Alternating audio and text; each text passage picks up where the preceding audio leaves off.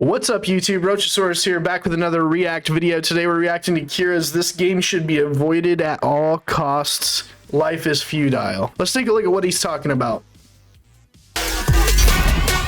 Let's go!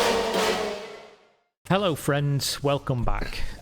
Today I'm going to talk about Life is Feudal, because life is, of course, feudal out here in these mean streets. People seem to be speculating about what's gone on with this game, and I've done my I don't even think I've ever heard of this game, if that's what we're going to call it. I call it wasting my time, essentially just digging into things that nobody really needs to dig into and nobody really cares about, but it at least allows me. But I'm already seeing some things here in this thread that he looks like he's looking at.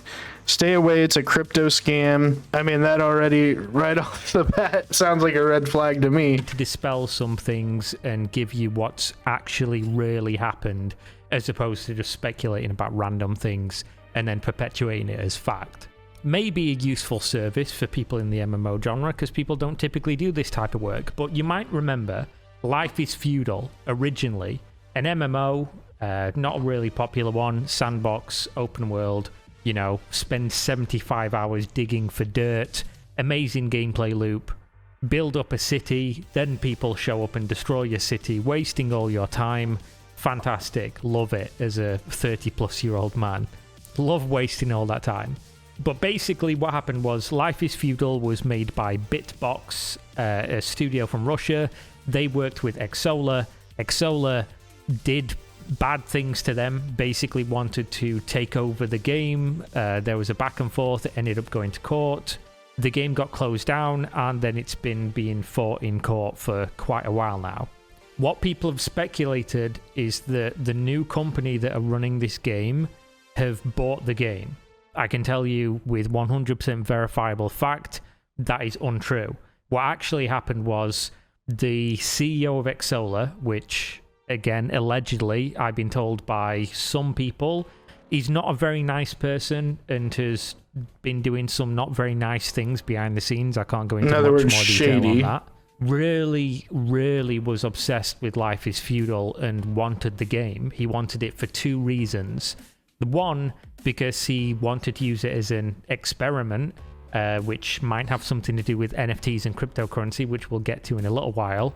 And two, because he just felt like it was his for some reason.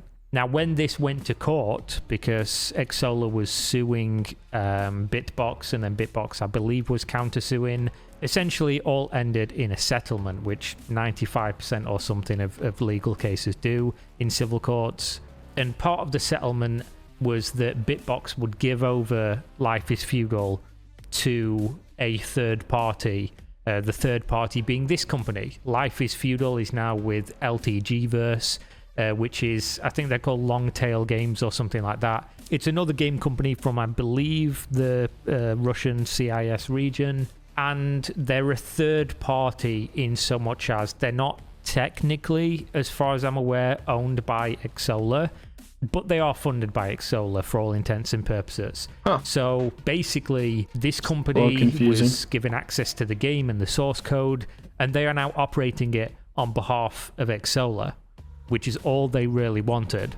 Now, the top comment of this thread is not entirely right, not entirely wrong, but he says, "Stay away, it's a crypto scam." There's more information on this, again, like I've just given you from behind the scenes, that the CEO did want to do an experiment, but as it stands, there is no crypto in this game. There is no NFTs in this game. Okay. It's basically just Life is Feudal like it was, only now with a $20 per month subscription fee. So in this thread, of course, the person posting... I already thought it was BS paying $15 a month to Blizzard for World of Warcraft, let alone $20 for some game I've never heard of. Claiming to know it all, says, "It takes a simple Google search, mysterious new company you never heard of buys and relaunches obscure game." I don't blame him for getting this wrong, because how could you know unless you had, the ability to find stuff out behind the scenes? It's just not correct. No company bought this game.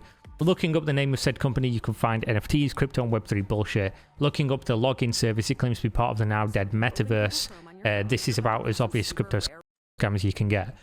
while I don't suggest anybody go and play this game, because the way that it was created was, in my in my opinion, completely exploitative in the way that the people who are, and again, I can tell you this for a fact, the people who are now working on this game are not the original people who made the game. So what you had was studio makes game. It's the idea of well, that would be like the same thing as like PUBG.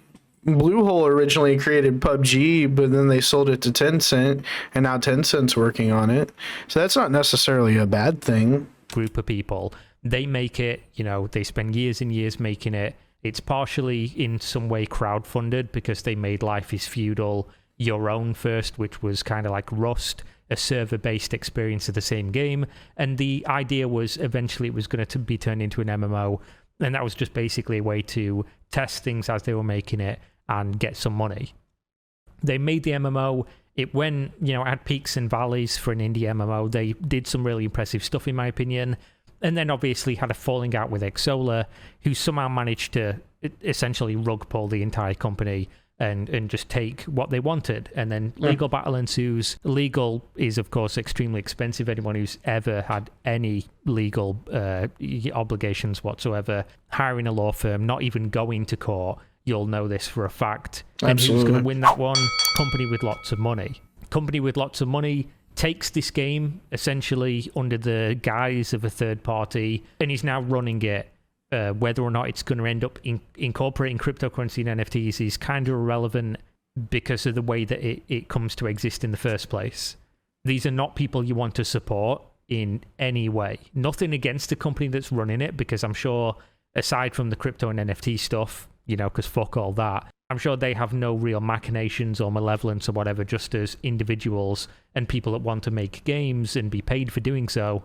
But realistically, if the game wasn't going to be popular under their previous ownership, the people who actually made it from the ground up and knew everything about the code, knew where it was going and had the vision and everything and the good intention to do something good with it, why would it be better this time by people who I have no doubt are talented individuals and as a group are probably capable of doing something on their own, taking something that they didn't make and trying to push that forward and make it better with a $20 per month subscription for a game that was struggling to hit, multi-thousand users in a game that needs multi-thousand users. I could definitely get behind that for a fact, especially if they had know nothing about the game. I don't know if Tencent had any hand in making PUBG with Bluehole at any point, but I do know they own the game now. But I mean, I feel like they've actually done a lot to help the game out for PUBG,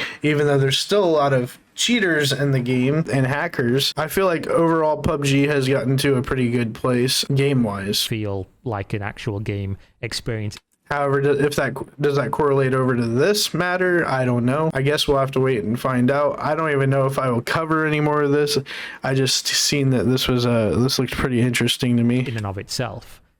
And of course, being completely bankrolled by somebody who doesn't care about the community, doesn't care about the game. He just cares about making money from it and maybe transitioning it into this experiment of NFTs and cryptocurrency later, because that was part of what the falling out was apparently around. There was a lot of things going on behind the scenes. Again, I can't go into detail on everything, but I did just want to clear this up because, like I say, nobody does the sort of work I do in MMOs and obscure little games that nobody gives a fuck about.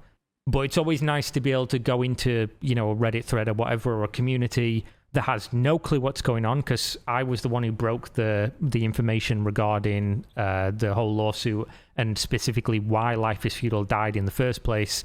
That all came from me back when nobody knew what the fuck was going on. So it's nice to be able to come in and say, you don't need to speculate anymore, guys. This is actually what happened, and this is exactly why I would recommend nobody bothers to, put any money into or time into this game.